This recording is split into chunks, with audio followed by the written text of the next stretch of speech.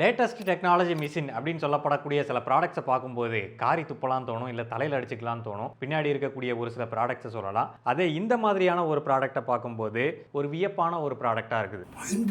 ஏன்னா நிஜமாவே டெக்னாலஜியை ஒரு நல்ல வகையில் பயன்படுத்தியிருக்காங்க அப்படின்னு சொல்லலாம்.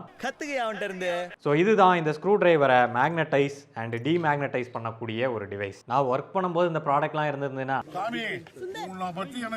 நிஜமாவே ஒரு ரொம்ப யூஸ்ஃபுல்லான ஒரு ப்ராடக்ட்னு சொல்லலாம். ஸோ இதில் பார்த்தீங்கன்னா இந்த ஸ்க்ரூ டிரைவரை மேக்னெட்டாக மாற்றுறதுக்கு இது உள்ளே விட்டு எடுத்துட்டோம் அப்படின்னா ஸோ இப்போ இது ஒரு மேக்னெட்டாக மாறிடும். அதே இது மேக்னெட்டிக் வேண்டாம் அப்படின்னா மேலே இருக்கக்கூடிய ஓட்டைக்குள்ளே விட்டு எடுத்தோம் அப்படின்னா இது மேக்னெட்டாக இருக்காது. இதெல்லாம் ஒரு பெரிய விஷயமா அப்படின்னு சொல்லி நிறைய பேருக்கு யோசிக்க தோணும். பட் ரியலி ஸ்க்ரூ டிரைவர்ஸ் அதிகமாக பயன்படுத்துகிறவங்களுக்கு தெரியும் இது நிறைய இடத்துல யூஸ்ஃபுல்லாக இருக்கும். இது எப்படி வேலை செய்யும் அப்படின்னு சொல்லி பார்த்தீங்கன்னா இதில் சிம்பிளாக 2 மேக்னெட் தான் கொடுத்துருப்பாங்க. ஸோ கீழே உள்ள மேக்னெட் வந்து பார்த்தீங்க அப்படின்னா வெளிப்பக்கமாக மேக்னெட்டிக் ஃபீல்டு ஃப்ளோ ஆகிற மாதிரி இருக்கும். அப்படின்றப்போ நம்ம இதுக்குள்ளே அந்த ஸ்க்ரூ டிரைவரை உள்ளே போயிட்டு வெளியில் எடுக்கும்போது ஆட்டோமேட்டிக்காக அந்த மேக்னெட்டிக் ஃபீல்ட்ஸு இந்த ஸ்க்ரூ டிரைவரில் இருக்கக்கூடிய மெட்டல் கிரைன்ஸை வந்து ஒரு டைரக்ஷனில் மாற்றி விடும். அப்போ இதுவும் வந்து மேக்னெட்டிக்காக மாறும். அதே டிமேக்னடைஸில் இந்த மேக்னெட்டிக் ஃபீல்ட்ஸ் இன்வர்டாக இருக்கும் அப்படின்றதுனால இது இந்த மெட்டல் கிரைன்ஸை ரிவர்ஸ் பண்ணி விட்டுரும். அப்போ இது மேக்னெட்டாக இருக்காது. ஸோ சிம்பிளான ஒரு டூலு பட் யூஸ்ஃபுல்லான ஒரு டூலு. லிங்க் வேணும்னு நினச்சிங்கன்னா எனக்குள்ளே எங்கேயாவது கிடக்கும், இல்லை சேனல் கீழே இருக்கும்.